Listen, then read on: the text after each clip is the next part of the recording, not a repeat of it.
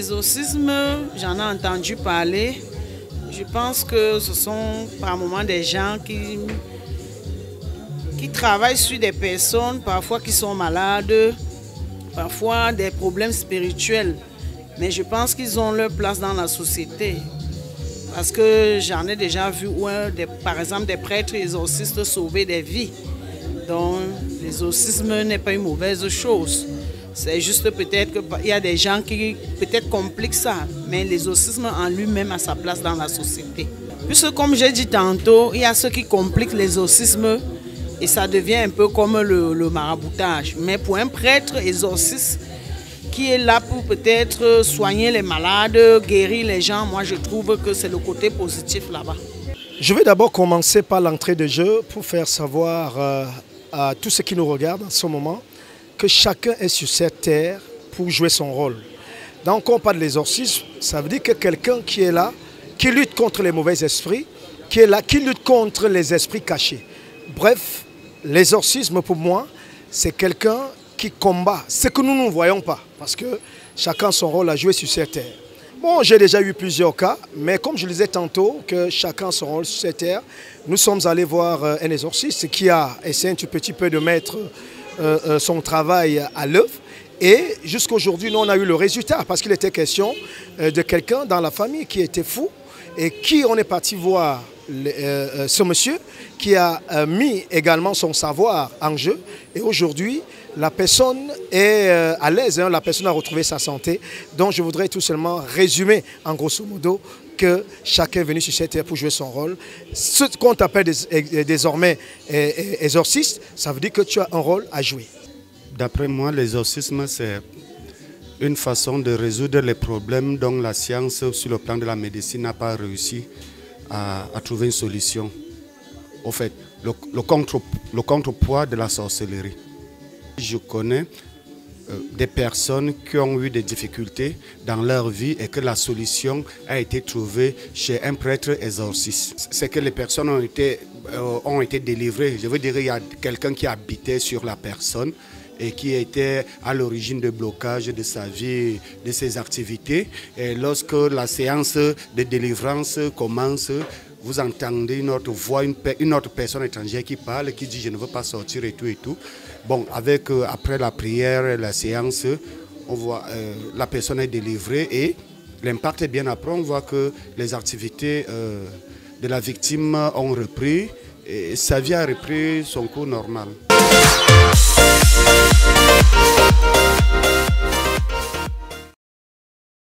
Mesdames, Messieurs, bonsoir, merci d'avoir choisi Vision 4 Télévision et bienvenue à On se dit tout. Alors ce soir, on a le plaisir de recevoir un invité exceptionnel, un homme de foi et d'expérience, un prêtre exorciste.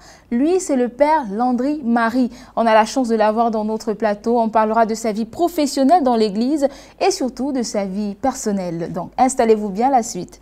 C'est tout de suite.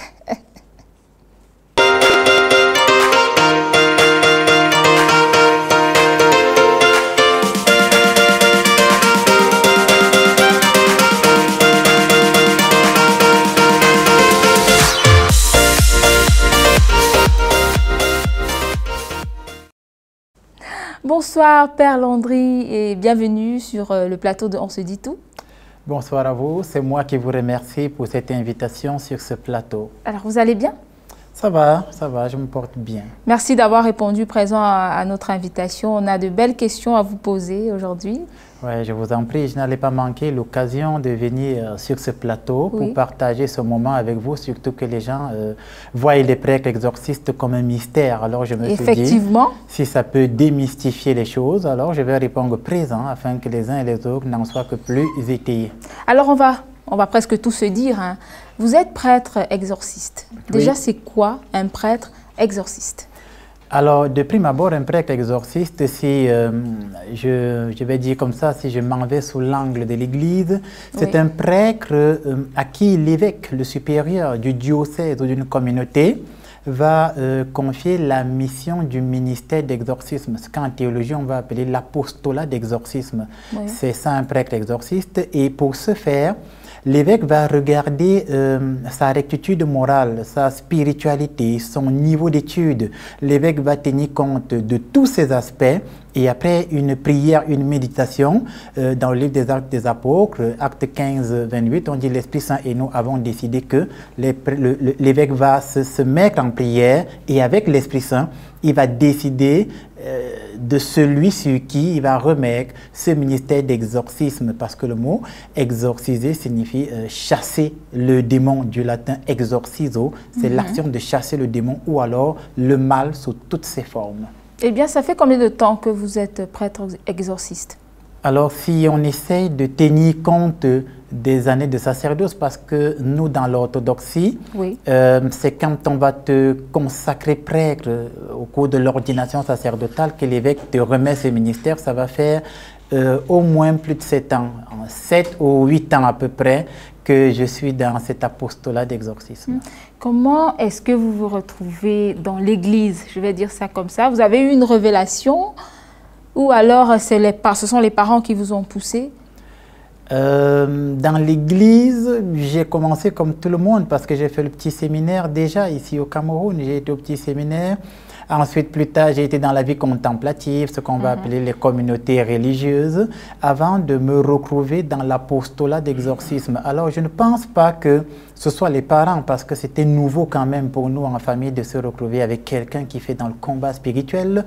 Mais ce que je vais dire, c'est que l'Éternel, Yahvé Dieu, notre Créateur, a établi les événements, les situations de telle sorte que, passant d'une situation à une autre, je me suis retrouvé dans ce domaine sans y avoir pensé, sans l'avoir prémédité. Donc, ce n'est pas une révélation, ce n'est pas quelque chose qui a été prémédité. Je vais dire ça de façon simple et triviale, c'est le fruit et l'expression de la volonté de Dieu. Est-ce qu'on suit une formation pour être prêtre exorciste? Alors, une formation spécifique de façon générale, non. Mais il y a des recyclages, parce qu'une fois que vous êtes pointé du doigt pour faire dans l'apostolat d'exorcisme, dans la diaconie des malades, il va falloir qu'on vous fasse des recyclages sur le plan intellectuel, sur le plan spirituel, c'est très important. Et ces recyclages, on peut les voir comme des formations spécifiques. Oui. Je vais dire comme ça, les communautés à mouvement charismatique, par exemple, vont permettre à ceux qui sont appelés dans l'exorcisme d'aller approfondir un style de prière ancienne. Moi, par exemple, j'ai beaucoup fait latin. C'est pour ça que mon rituel d'exorcisme est à moitié en français et à moitié en latin. Ça veut dire que je peux redire la même prière que j'ai dite en français, je peux la redire en latin de façon rapide et très, on va dire, et très, je vais dire comment, elle est très segmentée cette prière en latin là. Maintenant, après ça, il y a aussi ce qu'on envoie faire métaphysique. Moi, j'ai approfondi beaucoup la métaphysique et en métaphysique, je me suis spécialisé en phénoménologie. La phénoménologie, c'est la manière dont l'esprit humain perçoit et conçoit les objets à l'extérieur. Ça me permet, quand je reçois des gens, par exemple, dans l'apostolat d'exorcisme, la façon dont la personne s'exprime ou la manière dont l'esprit malin va se manifester, je pourrais facilement métaphysiquement discerner s'il s'agit d'une possession, d'une psychose, d'une névrose, parce que ce n'est pas la même chose. Voilà, c'est à peu près ça. Donc, chaque prêtre, si je comprends bien, chaque prêtre exorciste a sa manière de prier. Donc, votre façon, ce n'est pas forcément la manière d'un autre. Exactement. Je mentionne cela parce qu'il y a beaucoup de faux prêtres, je vais dire ça comme ça, qui font peut-être de cinéma, je ne sais pas, je vais vous laisser le soin de répondre. Comment faire la différence entre un vrai et un faux prêtre exorciste? Alors, je vais prendre des exemples concrets parce que vous abordez un pan très délicat, mais dont nous devons parler pour édifier le peuple. Un de mes slogans quand je fais des prédications, des enseignements, je dis toujours, il faut sortir le peuple de l'obscurantisme. Et donc, votre question va en étroite ligne avec ma façon de voir. Je vais prendre un exemple. Un faux prêtre qui se dit exorciste, c'est quoi? C'est par exemple un individu, nous avons eu des cas comme cela, c'est par exemple un individu qui... il arrive dans une famille parce qu'on l'appelle pour un exorcisme, on l'appelle pour un combat spirituel, on l'appelle parce qu'il y a des blocages, des envoûtements, des ensorcelements.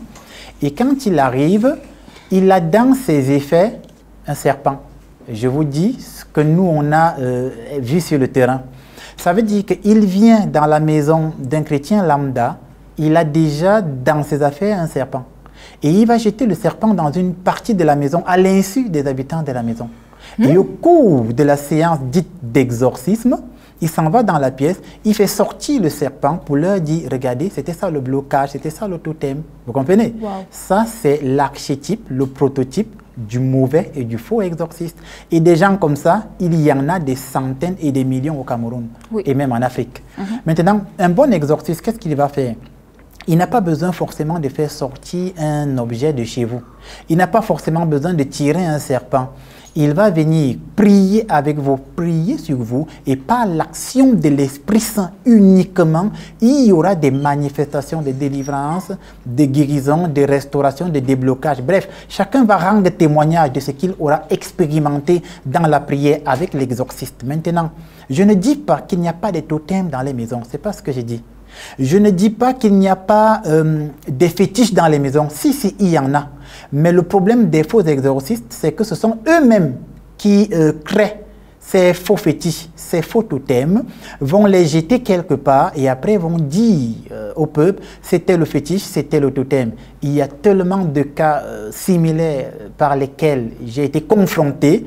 J'arrive dans une famille et on dit, l'exorciste qui était ici, il a fait sortir le serpent, il a fait sortir un caméléon, mais ça n'a pas résolu le problème, vous comprenez? Ça veut dire que le problème de blocage continu ou de possession demeure. À partir de ce moment, on comprend que cet exorciste, on peut trouver à redire sur sa rectitude morale. Waouh! Père Landry, vous savez, on se dit tout. Je voudrais qu'on se dise tout. Est-ce que c'est vrai quand même que pendant des exorcismes, un serpent puisse sortir en réalité? Alors, de mon expérience, et de l'expérience, je ne suis pas le meilleur, mais j'en ai quand même parce que j'ai beaucoup voyagé à travers le monde et au Cameroun, je continue. De mon expérience, je n'ai jamais vu un serpent apparaître de façon ex nihilo au cours d'une séance d'exorcisme. Je n'ai jamais vu ça. Mais spirituellement, parfois, au cours d'une séance d'exorcisme, vous, en tant qu'exorciste, vous vous retrouvez face à des réalités surnaturelles. Mais ça, c'est spirituellement. Ce n'est pas quelque chose de visible, ce n'est pas quelque chose de palpable. C'est quelque chose que vous, en tant que serviteur de Dieu, vous êtes le seul à voir. Vous êtes le seul à expérimenter. Et avec les anges de Dieu, vous allez combattre ces réalités paranormales, ces réalités extraordinaires. Vous allez les combattre et les anges de Dieu vont les éloigner. Mais dire qu'on fasse une séance d'exorcisme, et là, de façon ex nihilo, un serpent apparaît. Là, on n'est plus dans l'exorcisme, on entre dans les rituels magico-spirites. Ça, ce n'est plus de l'exorcisme, en fait. D'accord. Voilà, tout à fait. Donc, c'est ça. Eh bien, quand vous recevez, peut-être quand on vous appelle, quand on sollicite vos soins, comment est-ce que vous faites? C'est déjà arrivé qu'une famille vous appelle pour un exorcisme, et puis, sur le terrain, vous vous rendez compte que la personne n'a vraiment pas besoin d'exorcisme? Alors, c'est déjà arrivé plusieurs fois, mais je vais le reformuler différemment. Ça veut dire que la plupart des gens que nous recevons, s'ils sont une centaine, peut-être une cinquantaine, ont besoin d'une séance d'exorcisme. Les autres 50 ont des problèmes de troubles psychiques et psychologiques. Et comme ils ne font pas la distinction entre les deux, ils vont voir un exorciste sans savoir que ça c'est un problème psychique. Je prends un exemple. Il y a longtemps, on m'appelle dans un pôle de prière éloigné sur la route de Bolova à cause du cas d'une petite fille qui ne peut plus supporter la prière, m'a-t-on dit. Au point où on m'a rendu témoignage que les prêtres qui étaient là, qui font dans le combat spirituel, quand ils la touchent, elle manifeste avec une violence incommensurable. Du coup, on se prépare, on arrive. Et je pose la main sur la petite fille. Une fois, elle manifeste directement. On vient, on l'arrête, elle se roule au sol. La famille me dit, c'est de ça qu'il s'agit et tout. Je dis, ramenez-la. On la ramène. Je pose la main une deuxième fois et je ne prie pas. Ça veut dire, moi, dans le cœur, je ne dis rien. Je pose la main et elle se roule encore au sol. Vous comprenez? Je comprends qu'à partir de ce moment, il y a problème. Parce que je n'invoque pas la puissance de l'Esprit Saint, elle se roule au sol. Je ne dis rien, elle se roule au sol. C'est très bizarre cette histoire. Alors je demande à sa maman, depuis combien de temps elle fait ça? Oh mon père, ça va faire 6 mois. Je dis à sa mère, il y a 6 mois, qu'est-ce qui a changé dans votre maison? La mère accouchait il y a 6 mois. Vous comprenez? Ça veut dire qu'elle était le seul enfant, elle avait toute l'attention de maman. Alors 6 mois avant maman accouche, maintenant il y a un nouvel individu qui a toute l'attention de maman. Oui. Je deviens délaissée. Qu'est-ce qu'elle fait? Elle crée une situation pour attirer l'attention. Vous comprenez? Oui. Voilà des exemples qui montrent que les prêtres sont venus, ils ont fait de l'exorcisme, alors que cet enfant avait besoin que sa mère lui montre que je t'aime autant que ta petite sœur qui est née et j'ai autant d'attention pour toi que pour ta petite sœur. Et les prêtres qui étaient là, qu'est-ce qu'ils faisaient quand elle se roulait? On jetait de l'eau bénite sur elle, on jetait du sel, on priait sur elle, elle criait et tout le monde tombait sur elle pour dire elle est possédée. Mais l'enfant avait juste un problème d'attention. Voilà, vous êtes en quelque sorte un peu psychologue? Moi, dans ma formation, l'évêque m'a permis de faire psychanalyse 4 ans. Ça veut dire que, à part le plan spirituel métaphysique, j'ai fait de la psychanalyse. Ça veut dire que, avec mes petites notions de psychanalyse, j'arrive quand même à déceler quand, à un moment donné, on a affaire à des problèmes psychiques plutôt que des réalités spirituelles. Voilà, c'est ça. Eh bien, comment est-ce que vous faites maintenant pour savoir que ce patient a besoin d'une délivrance? Vous ressentez ce besoin, vous ressentez une énergie? Alors, comment vous faites? Alors, c'est une bonne question. Spirituellement déjà, en fonction de l'élévation, lorsque vous avez l'Esprit Saint, l'Esprit de Dieu en vous, il vous parle, il s'adresse à vous. Donc, dans un premier temps, l'Esprit de Dieu va vous dire quelque chose. Ça, c'est le plan intérieur et spirituel. Maintenant, sur le plan externe, il y a des signes, il y a des indicateurs, il y a des manifestations qui vont montrer que celui-ci a vraiment besoin d'un exorcisme. Quelqu'un qui vient dans mon bureau et je prends de l'eau bénite et je lui asperge, il commence à se rouler au sol, je m'interroge. Pourquoi il se roule au sol lorsqu'on lui asperge de l'eau bénite? Quelqu'un qui est au bureau, et au moment où je vais faire la petite intercession sur lui, je prends la croix et je pose sur sa tête juste pour une intercession. Il tape ma main et il jette ma croix, je m'interroge. Je comprends que celui-ci, tout ce qui a un lien avec la personne de Jésus, c'est un problème pour lui. Tout ce qui rappelle la spiritualité chrétienne est un problème pour lui. À partir de ce moment, je commence à me dire, lui, il a un problème spirituel qui est lié à tout ce qui concerne la réalité chrétienne. Et je vais faire d'autres tests, parce que quand on parle d'exorcisme, on parle de possession. Je vais faire d'autres tests, mais ça, c'est des tests extrêmement rares. Je prends un exemple. Alors, la plupart des gens que vous voyez, vous roulez au sol. Oui. Généralement, que ce soit dans les chaînes télévisées ou ailleurs, c'est ce que j'aime appeler les puissants cas d'envoûtement ou d'ensorcellement. Ce n'est pas de la possession, dans son sens le plus fondamental du terme. Il y a une différence? Une différence, peut-être pas grande, mais une distinction, c'est important. Oui. Et je vais expliquer pourquoi. On est là, on se dit tout. Voilà, je vais expliquer pourquoi. Alors, quelqu'un qui est envoûté ou ensorcelé, c'est des rituels magico-spirites, quelqu'un sur qui on va lancer une sorte de sortilège et quand vous allez prier sur lui, il va manifester, il va se rouler au sol, tout ça, là, vous voyez? La possession.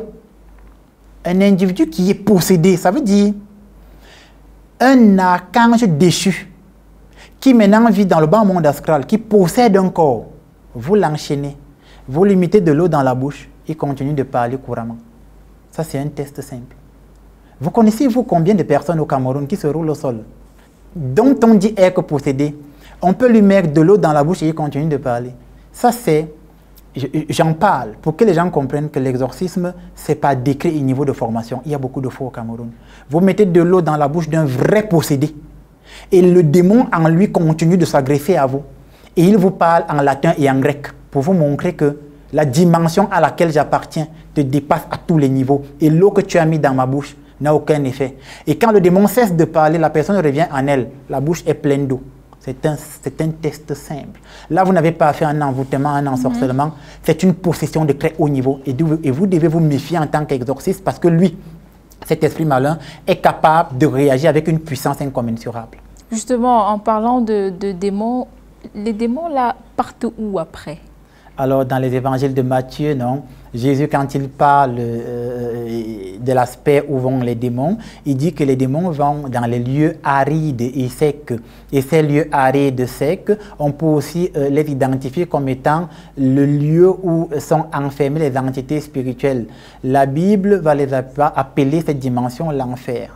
Un lieu aride où les démons vont aller. Maintenant, c'est l'exorciste qui, au cours d'une séance d'exorcisme, doit donner une orientation spécifique à l'esprit malin.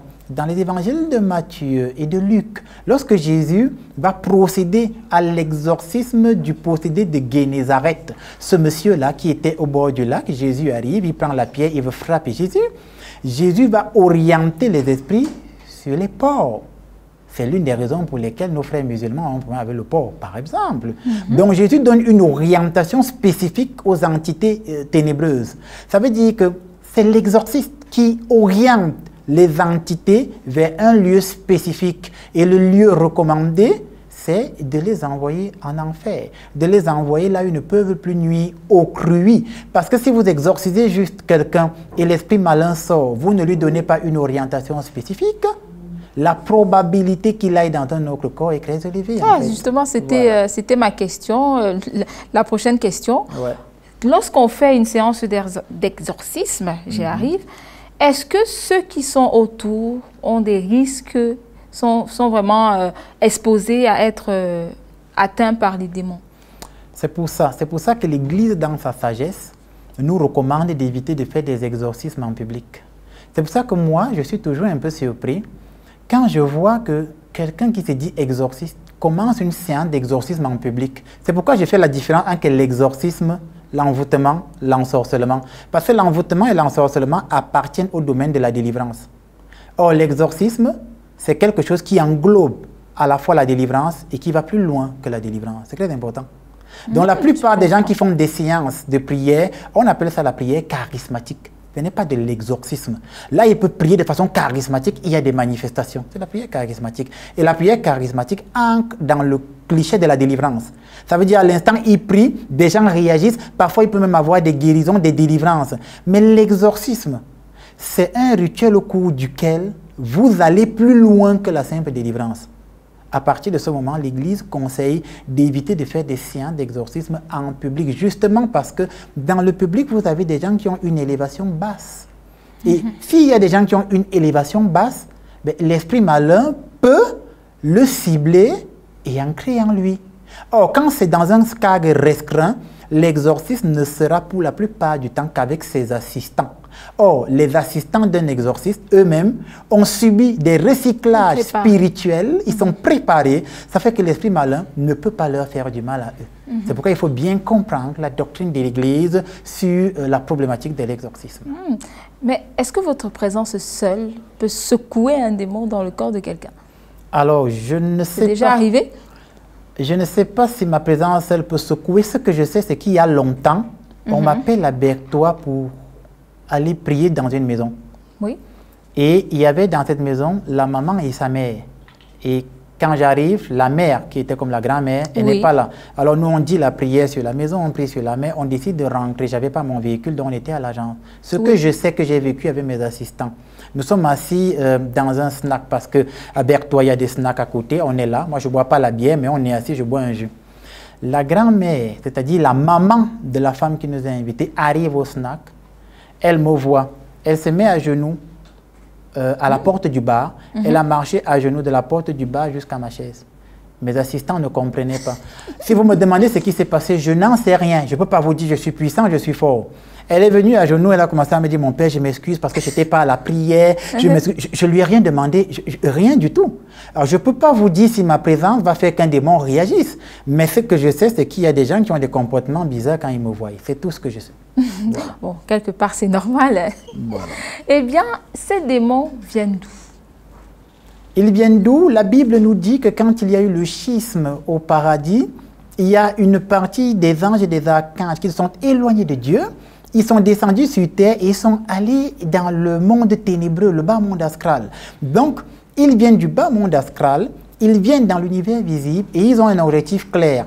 C'est de décrire le plan de Dieu. Or, le plan de Dieu, c'est que l'homme soit épanoui, que l'homme soit libre et que l'homme dans sa liberté, après cette vie, puisse être à côté de lui. Alors ces démons ou ces entités mystiques-là, quand ils viennent, c'est pour détruire le plan de Dieu. Donc quand ils possèdent des corps, ils vont agir de telle sorte que votre vie soit détruite, que vous ne soyez pas épanoui, que vous ne puissiez pas vivre pleinement des bénédictions que le Seigneur vous réserve. Donc il vient du bas monde astral pour venir détruire le plan de Dieu. Voilà pourquoi dans certaines familles, quand le démon commence à s'intéresser à vous, c'est les problèmes de couple qui commencent, c'est le mari qui commence à avoir des blocages au travail, c'est la femme qui du jour au lendemain n'avait pas de problème de santé, n'arrive plus à accoucher, parce que l'objectif c'est de détruire le plan de Dieu. Et donc quand ils viennent, ils font toutes ces choses toujours dans le but de décrire le plan de Dieu dans la vie des hommes. Et dès qu'on sent ces symptômes-là, c'est vrai que ça peut être simple comme ça peut être mystique. Oui. Qu'est-ce qu'on fait? On se rapproche donc d'un prêtre exorciste? De prime abord, il faut aller à l'hôpital. Si on prend le cas d'une femme qui n'arrive pas à enfanter, il faut aller d'abord à l'hôpital, écouter ce que les médecins vont dire et suivre un traitement médical clair. Du moins, moi, en tant qu'exorciste, si vous venez dans mon bureau et vous me dites « je ne peux pas accoucher depuis des années, tout ça », je vais vous dire « qu'est-ce que l'hôpital a dit ?» Première chose. Et ça montre encore qu'il faut faire une distinction entre les bons et les mauvais exorcistes. Parce que celui qui, j'aime les appeler comme ça, les fanfarons, celui qui est un fanfaron dans l'exorcisme, justement, qu'est-ce qu'il va faire? À peine vous allez dire, j'arrive pas à enfanter, il va dire, c'est le démon, c'est le diable, c'est le Satan. Vous comprenez? Donc vous allez à l'hôpital, et une fois que l'hôpital va vous donner un suivi médical, bien clair, structuré, et après tout ça, il n'y a pas d'évolution, il n'y a pas quelque chose de mieux, il n'y a pas un changement et que la médecine dit ici, on a fait tout ce qui était faisable à notre niveau et on ne trouve pas de solution, vous pouvez maintenant vous dire, là j'ai saisi un exorcisme parce qu'on dit que je n'ai pas de problème au niveau de mon appareil, voilà, que ce soit reproducteur de mon utérus, on a tout fait, rien n'avance. Alors, est-ce qu'il n'y a pas une main humaine ou une main spirituelle ou une main mystique qui est au niveau de mes entrailles et qui bloque? Je me souviens, une maman qui me soutient beaucoup dans le ministère, et dont je vais taire le nom, elle habite en Gousso, qui me raconte quelque chose. Elle avait des douleurs incommensurables au niveau du ventre. Oui. Et quelque temps avant, avec moi, elle avait fait 3 jours de jeûne à sec. Après, je me suis déplacé pour des interventions ailleurs, parce qu'on m'appelle pour des exorcismes. Et elle est allée voir un confrère. Voilà. Elle arrive et dit au confrère, j'ai extrêmement mal, mais le père Landé n'est pas là, c'est lui qui nous suit. Et le confrère lui dit, tu as un poison de nuit, c'est grave. Et la maman, elle s'affole.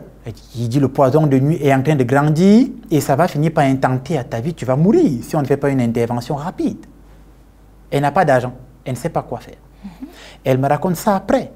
Et elle me dit, après je suis allée à l'hôpital quand même. Arrivé à l'hôpital, on a trouvé qu'un kyste avait éclaté dans son ventre. Rien à voir avec un poison de nuit. Un kyste a éclaté, c'est normal qu'elle ait des douleurs, le sang ça coagule, vous comprenez? Oui. Donc il fallait penser à un dispositif pour grainer le sang. Et quand on l'a fait sur le plan médical et sur le plan de la nature, elle a aussi vu un naturopathe, on a pu grainer le sang, plus de douleur au ventre. Vous comprenez? Voilà un individu qui a dit tu as un poison de nuit alors qu'un kyste avait éclaté. Vous comprenez? Donc c'est important de faire cette dichotomie. Donc avant de penser à un exorcisme, je vais à l'hôpital.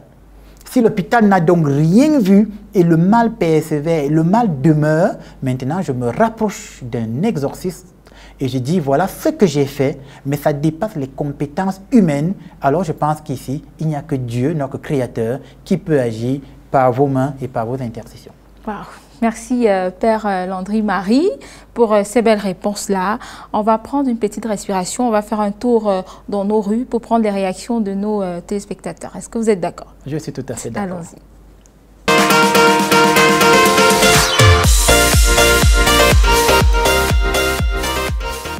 L'exorcisme, c'est quelque chose qui fait train au spirituel. C'est un langage pour parler aux esprits, pour commander les esprits, pour exorciser les esprits, c'est-à-dire pour donner des ordres en ce qui concerne le côté spirituel. C'est quelque chose de métaphysique. Quand on parle de métaphysique, on parle de ce qu'on ne voit pas. Et des choses que l'œil ne peut voir, mais que de manière spirituelle, on peut expérimenter cela. Donc l'exorcisme, de manière simple, s'il faut l'expliquer à ma grand-mère qui est au village, c'est de la sorcellerie. En fait, quand on parle de sorcellerie, c'est quelque chose que l'œil ne peut pas voir et qu'on ne peut pas expliquer de manière théorique et facile. Donc c'est des choses spirituelles. L'exorcisme pour moi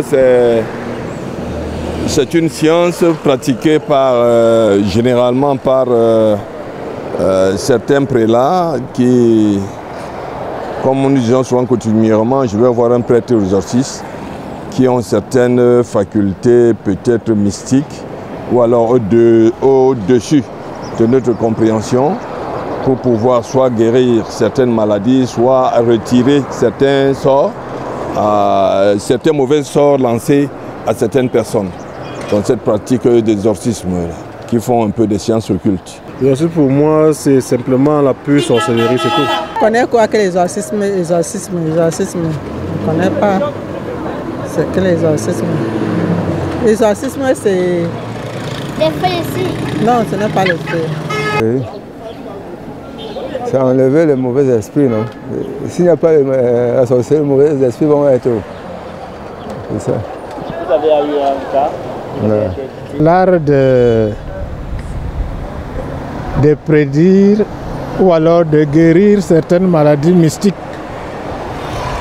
en invoquant les esprits. L'exorcisme en général renvoie aux choses mystiques, à la sorcellerie, un peu des choses comme ça. Spirituelles, et elles sont effectuées par un professionnel du métier, je veux dire des prêtres ou des pasteurs, c'est-à-dire qu'ils ont été formés à cet effet-là.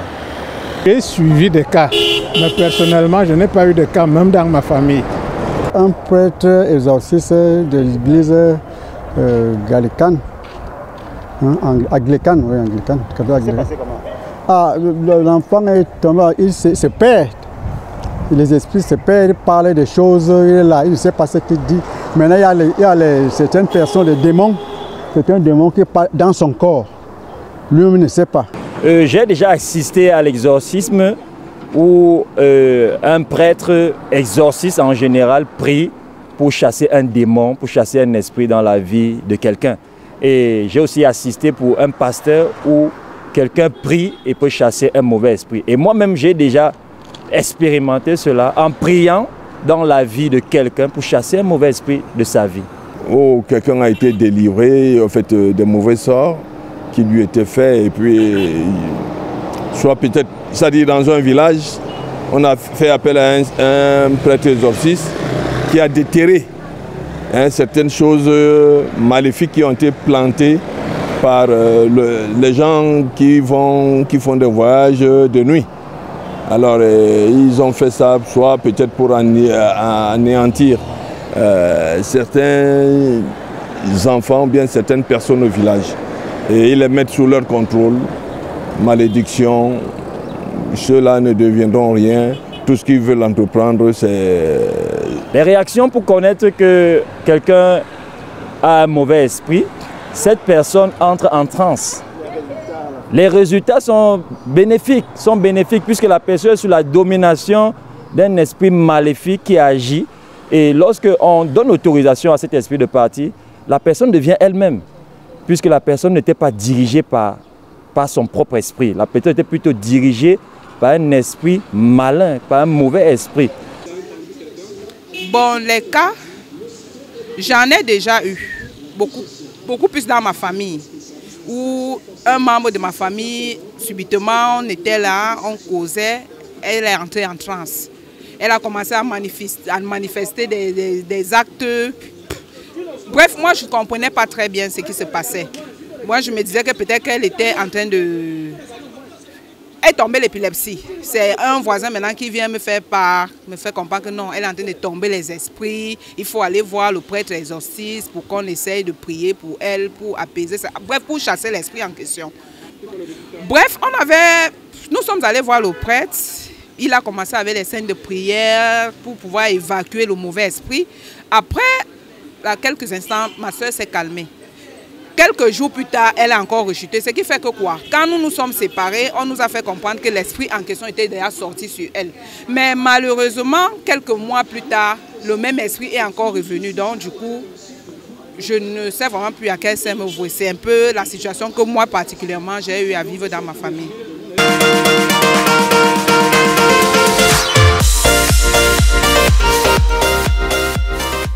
Voilà, messieurs, nous sommes toujours dans On se dit tout avec Père Landry-Marie. Vous allez bien?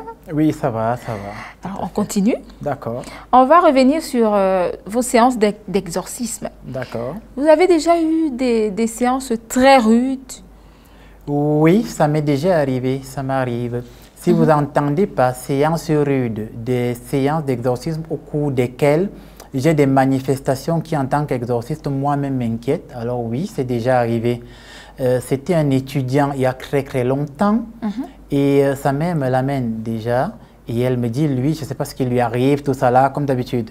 Donc, on s'organise, on programme la séance de prière et quand je commence, c'était au début du ministère, quand je commence à prier sur lui, dès que je le touche, il commence à rire. Et croyez-moi, ce n'est pas drôle de poser la main sur quelqu'un et pendant que vous priez, il se moque de vous. Ce n'est pas drôle du tout en fait. Parce que c'est vous l'exorciste. Vous êtes supposé être l'autorité divine. Vous êtes supposé représenter, on va dire comme ça, Dieu. Et puis vous imposez la main à quelqu'un pendant que vous priez par autorité de Dieu, de Jésus, il commence à rire. C'était comme si ce que vous faites n'a aucun impact petit, aucun effet sur lui. Il commence à rire. Je me dis, de toute évidence, continuons. Je continue la prière. Plus je prie, je lève la voix avec l'autorité, plus lui aussi, ses rires augmentent. Vous comprenez? Wow. Donc, je continue la séance d'exorcisme, je continue. Et je me souviens d'un truc qui, on va dire, comme mes amis disent souvent à l'étranger, qui m'a fait flipper. Je finis le premier pan des prières. Et dans le rituel, dans le manuel, les prières, la plupart s'achèvent avec ce que nous appelons la doxologie. La doxologie, c'est par toi, Jésus-Christ, qui règne pour des siècles et des siècles. Ah, donc il y a tout un schéma. Il y a tout un rituel, mais bien sûr, voilà. Donc, pendant que je suis en train de prier et que je finis la prière d'exorcisme, c'est lui, le possédé, qui prend la doxologie. Ça veut dire, pendant que moi je prie, et que je suis en train de dire, sors, va-t'en et tout au nom du Christ, je prie, je prie, je prie. Et quand je vais finir la fin de la prière, lui il me coupe, il dit, par Dieu qui règne pour des siècles et des siècles. Vous comprenez? Ah, c'est effrayant, là, j'ai eu très peur, je suis exorciste, je me suis dit, ça c'est une entité, qui, je n'ai pas l'habitude de croiser ce style d'entité. J'ai eu peur, vous comprenez? Donc c'est pour dire, oui, ça arrive, mais à partir de ce moment, vous vous souvenez que vous êtes de Jésus. Et il y a toujours un moyen par lequel l'Esprit Saint vous rappelle que nous sommes avec toi, nous, la Trinité. Et il y a forcément une façon d'appeler la Trinité différemment pour montrer que Dieu est présent. Il y a des prières à Saint-Michel. Pour à la suite, on a fait des invocations à Michel et c'est là qu'il s'est calmé parce que Michel Archange, dans le livre de l'Apocalypse, chapitre 12, c'est quand même lui qui combat le dragon. Et donc, quand on appelle quand même Michel, dont le nom signifie la force de Dieu, les esprits malins se calment quand même un peu. On a dû faire des prières à Michel Archange et c'est là qu'il s'est calmé. Mais oui, c'était des séances qui m'ont inquiété quand même parce que vous vous dites, lui, il connaît les prières que je fais. Ça m'est déjà aussi arrivé dans un quartier de la capitale dont je vais taire le nom. Oui. Pendant qu'on faisait une séance d'exorcisme et que j'ai pris la prière en latin, c'est la fille qui a continué la prière en latin. Ça veut dire, moi j'ai le livre. Je suis le seul à connaître ce qui se passe dans le rituel. Et pendant que je prie et que je commence à prendre la partie latine, elle continue la prière en latin que je suis en train de faire. Elle continue. Vous comprenez? C'est pour vous montrer que c'est des choses qui vous font peur. On n'est pas des esclaves humains, vous comprenez? Ça te fait peur, mais après tu te ressaisis, tu te dis de toute évidence, comme l'apôtre Paul dit, je sais en qui j'ai mis ma confiance en Dieu, et Dieu ne peut pas me laisser. S'il m'a donné cette mission, alors il va me donner la force, avec les anges, de chasser cette présence ténébreuse et mystique. Et votre plus longue séance a duré combien de temps à peu près? J'avais commencé une prière une fois à 17h et à minuit on y était encore. C'était sur une dame qui disait avoir les révélations de la Vierge Marie. C'est pour ça que moi, Père Landry-Marie, toutes les personnes qui disent qu'ils ont des révélations, je m'inquiète. Je ne dis pas que la révélation n'existe pas, c'est pas ce que je dis, mais je m'inquiète. Donc c'était une femme qui, souvent quand elle priait, elle entrait en transe. Et elle commençait à parler avec une autre voix, et elle disait que c'est la Vierge Marie qui parle. Et les gens l'écoutaient, vous comprenez? Beaucoup de gens l'écoutaient parce qu'on disait, il y a l'esprit de la Vierge Marie qui se manifeste en elle. Et c'est même un phénomène récurrent à Yaoundé et même à Douala. J'ai déjà vu ce genre de cas. Et des choses que je n'aime pas trop déjà. Oui. Voilà. Donc, cette femme vient me voir parce qu'elle me dit, je crois que j'ai des petits blocages et tout. On commence la séance de prière. Et curieusement, elle qui est supposée avoir la manifestation de la Vierge Marie, curieusement, je commence à écouter des voix d'hommes qui parlent en elle. Et quand je chassais un homme de son corps, En sortant, il disait, il y a la tante qui est toujours là. Et quand mes assistants sont témoins, c'est des séances, je travaille presque jamais seul. Quand je chassais une tante que sort, libère ce corps, il disait qu'il y a le neveu qui est là. Et on les a fait sortir comme ça, près d'une dizaine. Et à la fin, la dernière entité qui s'est manifestée, c'était la mère de la femme. Parce que pendant que je priais, une voix de femme a commencé à parler en elle. Et c'est mes assistants qui me disent, Pagré, attends. Parce que moi, quand je commence à prier, ils me disent souvent, Pagré, tu entres en transe à un moment donné. Tu commences à prier, tu ne t'arrêtes plus. C'est eux qui me calment, attends. La femme a commencé à se présenter et mes assistants ont reconnu que c'était le nom de la mère de la fille qui était déjà décédée. On peut se poser la question, est-ce que c'est la Vierge Marie qui parlait par elle ou est-ce que c'est sa mère qui parlait par elle? On peut se poser la question, vous comprenez? Et quand j'ai dit à la mère, qu'est-ce que tu fais là? Il était déjà 23h minuit, depuis 18h on priait. Elle a dit, en fait, je savais que comme j'ai divorcé de mon mari, et je savais que la femme de mon mari n'aime pas mes enfants, j'ai refusé de m'éloigner de ma fille pour veiller sur elle. Vous comprenez? Et je lui ai dit maintenant, les morts ne doivent pas collaborer avec les vivants. Tu dois partir et laisser ta fille mener une vie normale. C'est comme ça, elle est partie. Oula, voilà. C'est touchant. C'est des réalités dans l'exorcisme. Des réalités. Eh bien, est-ce que personnellement, vous avez déjà eu des attaques après peut-être des séances d'exorcisme? Ça ne m'arrive pas souvent. Parce que j'ai beaucoup de gens qui disent, je suis allé prier, on a eu le retour, on nous a frappé. Personnellement, ça ne m'arrive pas souvent. Pourquoi? Parce que je dis toujours, quand vous priez Dieu avec un seul cœur, et un esprit, Dieu veille sur vous. Ça veut dire que, quel que soit le retour que les sorciers veulent vous faire, c'est les anges de Dieu qui vous protègent. Ce n'est même pas vous, ce n'est pas votre force. C'est ce que Augustin va appeler la miséricorde de Dieu. Donc quelqu'un qui se plaint tout le temps qu'il a des retours, je ne dis pas que ce n'est pas vrai, c'est vrai. Mais est-ce que dans sa spiritualité, il est clair? Est-ce qu'on ne peut pas trouver à redire dans sa spiritualité? Oui, moi, ça ne m'est presque jamais arrivé. Si oui, une seule fois, c'était, je vais dire ça comme ça, en bon français, comment ils disent ça? Ils disent souvent un grand responsable dans la société. Voilà, un très haut cadre dans la société, vraiment d'un niveau très élevé, je ne veux pas entrer dans les détails. Oui. Je suis arrivé chez lui, j'ai prié, je suis rentré, mon genou a commencé à gonfler. Ça ne m'était jamais arrivé dans l'exorcisme. C'est parce que le niveau de mysticisme que ce monsieur déployait dépasse l'entendement humain. Ça veut dire que même moi, à un moment donné, j'ai senti qu'il y a des ondes quelque part qui m'ont touché. Mais c'était un petit genou, ça a gonflé et puis ça s'est calmé aussi vite que ça a commencé parce que plus que nous sommes innocents dans ces choses, eh bien, on ne peut pas quand même nous atteindre. C'est pourquoi Jésus a dit que partout où vous irez, si vous buvez des breuvages mortels, si on essaie de vous empoisonner, cela ne vous fera aucun mal. L'exorciste qui est avec Dieu, qui a l'Esprit Saint, il est innocent. Et même si tu veux le frapper, parce qu'il est innocent, Dieu lui rend justice. C'est pourquoi moi, je ne comprends pas comment on fait pour empoisonner un prêtre. Je ne comprends pas. Je ne comprends vraiment pas. Parce que si tu es clair avec toi-même et tu es clair avec Dieu, on peut bien mettre du poison dans un verre. Tu vas le boire sans savoir que c'est du poison. Ça n'aura aucun impact et effet sur toi. C'est ce qui m'arrive dans l'exorcisme. Je finis et la plupart du temps, je n'ai pas de retour. Je ne m'en rends même pas compte. Je continue ma vie comme si de rien n'était. Eh bien, Père Landry, tu sais qu'il y a des personnes qui ont peur des prêtres exorcistes. Est-ce que ton travail dans l'Église touche ta vie personnelle? Oui, tout à fait. Oui. Une anecdote? Oui. J'ai des amis avec qui on a fait le secondaire, le petit séminaire, qui, quand aujourd'hui ils me voient, ils disent « lui, c'est un sorcier ». J'imagine. Ils parlent comme s'ils blaguaient, mais ils gardent une certaine distance avec moi. Parce qu'ils me disent toujours, toi, tu regardes les ténèbres en face au quotidien. Ça veut dire que toi-même, tu n'es plus simple. C'est comme ça, et ils analysent. Toi-même, tu n'es plus simple. Donc, nous, on préfère ne pas avoir affaire à toi de peur que tu ne lises en nous comme dans un livre ouvert. Souvent, c'est leur grande inquiétude, que je vais poser un regard sur toi et je vais voir ce que tu fais qui est caché. Pourtant, ce n'est pas mon objectif. Même si je peux voir des choses, il n'est pas question d'en parler. C'était ça la question d'après. Est-ce que c'est possible? Oui, c'est possible. Quand vous avez une certaine élévation, il y a des choses que vous pouvez ou que vous voyez sans que vous n'ayez même demandé à les voir. Oui. Voilà, c'est pourquoi beaucoup de gens qui viennent dans mon bureau, je leur dis toujours, vous avez côtoyé beaucoup de prêtres, je suis exorciste. Si tu mens, je saurais. Et parfois, ils se disent, non, ils blaguent. Après, il finit de me raconter son histoire, il raconte, et la plupart des chrétiens, ce n'est jamais leur faute, c'est toujours la faute des autres, quand ils expliquent leur discours. Et quand il finit, parfois je lui dis, mais tu as quand même oublié de me dire que toi aussi tu as vu le marabout, non? Vous voyez?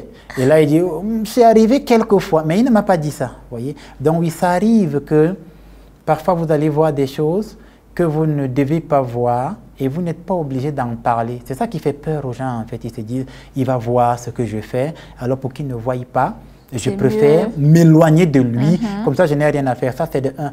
De deux, c'est vrai qu'on voit des exorcistes de façon différente, mais l'exorcisme, c'est un style de vie exigeant. Où l'apostolat d'exorcisme est un style de vie exigeant. Moi, Père Langry-Marie, je ne bois presque jamais. Ce n'est pas que je ne peux pas boire, je bois, mais presque jamais. C'est extrêmement rare de me voir boire. De l'eau? Je parle de l'alcool. Ah, d'accord. C'est extrêmement rare, extrêmement rare, voilà. C'est extrêmement rare de me voir dans des milieux peu recommandables. Vous me verrez presque jamais dans ce que vous appelez des boîtes de nuit, des snacks, quasiment jamais. C'est-à-dire, c'est presque jamais. C'est une hygiène de vie personnelle ou alors c'est ce que votre posture vous impose? Déjà, c'est ce que la posture impose. Oui. La spiritualité que je déploie me l'impose. C'est pour ça que j'ai dit que l'apostolat d'exorcisme est un style de vie très exigeant. C'est simple, mais c'est exigeant. Parce que si vous vous retrouvez, entre guillemets, constamment dans les boîtes de nuit, alors que nous savons, pour ceux qui ne le savent pas, c'est une réalité, alors que dans les boîtes de nuit, il y a ce qu'on va appeler des hybrides, spirituellement parlant. Un hybride, c'est une créature mi-humaine, mi-démon. C'est un hybride. Il y en a constamment dans les boîtes de nuit. Dans les boîtes de nuit, il y a des fantômes, des revenants, si vous voulez. Des individus qui, bien qu'étant morts physiquement, ne trouvent pas la paix et il erre. Et il s'en va dans des sphères où il peut reprendre une apparence humaine. Ils sont constants dans les boîtes de nuit. Si vous êtes un bon exorciste, vous vous asseyez dans ce genre de milieu, vous allez les voir. Et ils vont vous identifier. Oui. Ils vont voir que voilà un serviteur de Dieu qui nous reconnaît. Donc vous serez assis là dans cette boîte de nuit. Pendant que les amis boivent, vous serez en train de bagarrer spirituellement. Vous comprenez? Parce que même à distance, quelqu'un qui est assis à distance va commencer à vouloir vous nuire et vous allez devoir vous mettre en prière dans le cœur pour que ça ne vous atteigne pas. Forcément, vous n'allez plus vous amuser. Vous serez déjà en train de prier, d'intercéder. Le mieux, c'est d'éviter ce genre de milieu et d'avoir son style de vie simple. Voilà, c'est ça.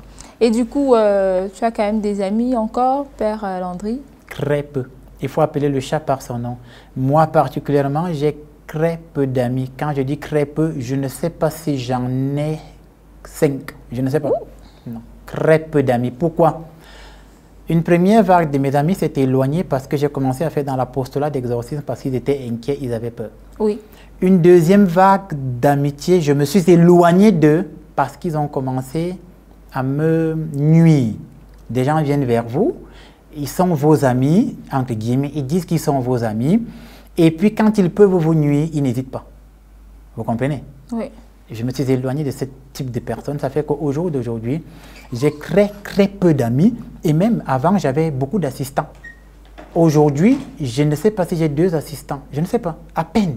Parce que justement, tellement les gens vous trahissent, tellement vous êtes déçus, que vous comprenez que plus vous êtes un serviteur de Dieu, et moins les gens vont vous aimer, et moins ils vont vous aimer, plus ils vont faire tout pour vous nuire. Et maintenant même que je suis appelé à évangéliser et à agir sur les médias, c'est devenu encore plus intense parce qu'au jour d'aujourd'hui, je me retrouve avec des gens qui essayent de discréditer mon image. J'ai donc le devoir de préserver cette image et pour la préserver, il ne faut pas que j'aille m'enticher des mauvais grains. Donc, j'ai très peu d'amis, je ne sais pas si j'en ai 5 au Cameroun, je ne sais pas. Ah, et je voudrais qu'on revienne sur l'alcool. Est-ce que l'alcool a un problème avec l'exorcisme? Ou bien c'est juste pour rester lucide? Voilà, moi déjà, c'est un choix personnel, moi déjà, parce que je préfère rester lucide. Mais l'alcool devient un problème quand on en prend en excès. Ça veut dire que l'alcool en lui-même n'est pas un problème. Un prêtre pour boire un peu de vin, il n'y a pas de souci, ce n'est pas interdit. Bibliquement, il n'y a pas de souci, même dans la doctrine de l'Église. Mais quand ça devient récurrent, excessif, déjà en philosophie, on dit tout excès nuit. Oui. Ça va devenir un excessif nuisant. Ça va vous faire passer dans ce que Saint Jean appelle la concupiscence de la chair. Voilà. Saint Jean, quand il parle, il identifie croix, concupiscence. Et parmi les croix, il y a la concupiscence de la chair. Et donc, si je commence à prendre la boisson de façon intense, j'entre dans la concupiscence de la chair. Et moi, je suis toujours assez épaté de voir ces prêtres qui font dans le combat spirituel. Ils sont nombreux, hein, ils nous écoutent. Hein. Ils ne vont pas croire ce que je vais dire, mais c'est la réalité. Et qui boit, ils saoulent. Moi, ça m'épate. Je ne comprends pas comment quelqu'un qui fait dans l'exorcisme boit, il saoule et parfois on est obligé de venir le soulever parce qu'il n'arrive plus à marcher. Et après il va te dire, mon père, quand je bois, c'est alors là que je peux faire vraiment l'exorcisme. Non. Ça veut dire que tu es habité d'une entité, il y a quelque chose qui ne va pas dans... Oui, non. Ça veut dire que tu es habité d'une entité en tant que prêtre, il y a quelque chose qui ne va pas dans ta spiritualité. Tu ne peux pas me dire que c'est quand tu bois que tu fais mieux l'exorcisme. C'est antipathique. C'est quelque chose qui est en contradiction, non seulement avec la doctrine de l'Église, mais en contradiction avec la révélation évangélique. Et il y a donc beaucoup de prêtres qui te disent, c'est quand j'ai bien bu que je peux maintenant faire un exorcisme. Et je ne suis pas partisan de cette idéologie. Eh bien, Père Landry, je suppose que faire ce travail, c'est lourd à un moment. Si vous avez des séances d'exorcisme pendant une bonne période, après vous êtes fatigué, comment est-ce que vous faites pour vous relaxer? Il y a des activités, vous jouez au foot? Oui. Quels sont les hobbies? Voilà, moi j'aime beaucoup les arts martiaux, moi. Déjà, oui, ça me détend déjà. C'est vrai, ça fait longtemps que je n'en ai pas fait à cause du travail de ce ministère qui me prend beaucoup de temps. Mais j'aime bien les arts martiaux, j'aime bien le sport. Ça fait aussi longtemps que je n'en ai pas fait à cause du travail. Alors, à défaut des deux, qu'est-ce que je fais? J'aime les voyages.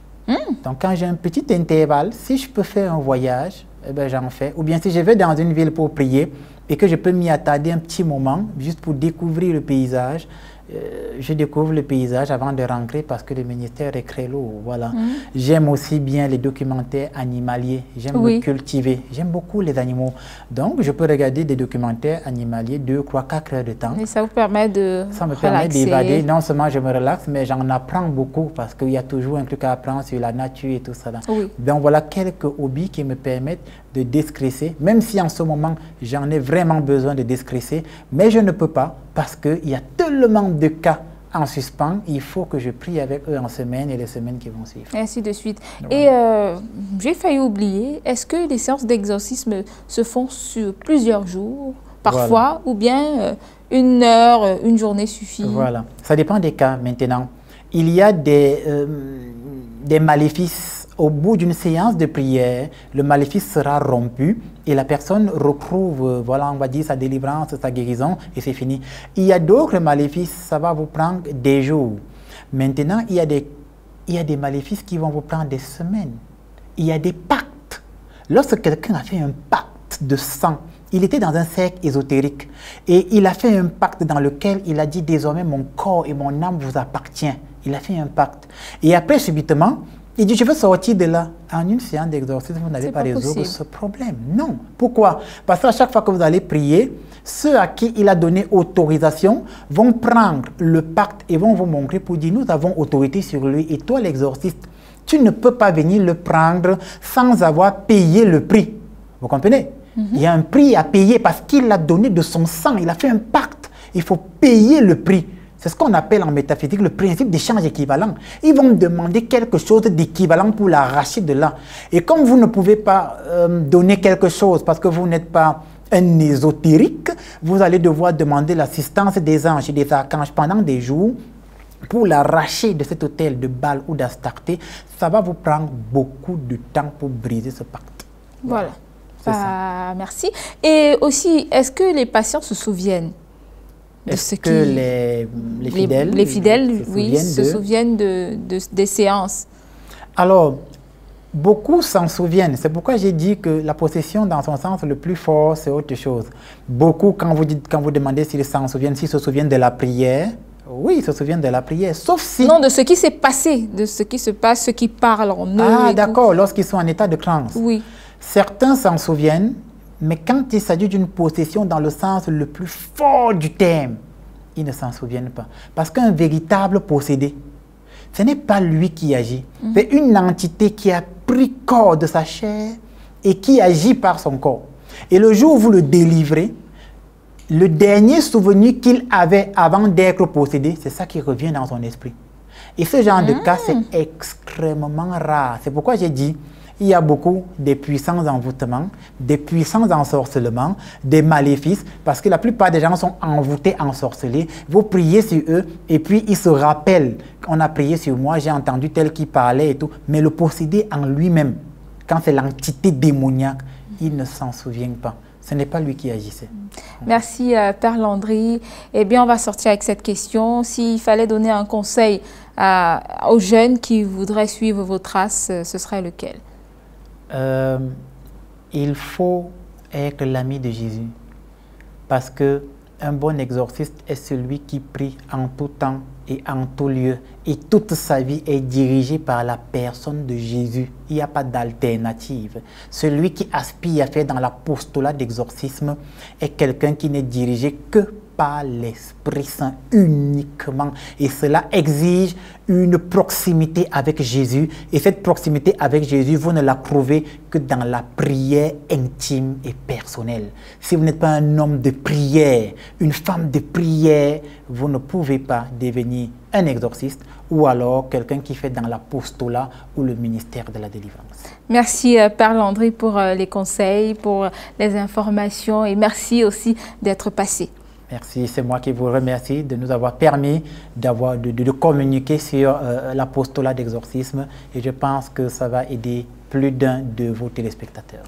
Madame, Messieurs, on était dans On se dit tout. On a eu le plaisir de recevoir Père Landry Marie qui a répondu aux questions que l'on se pose généralement tout bas. On se retrouve au prochain numéro et toujours avec le même sourire.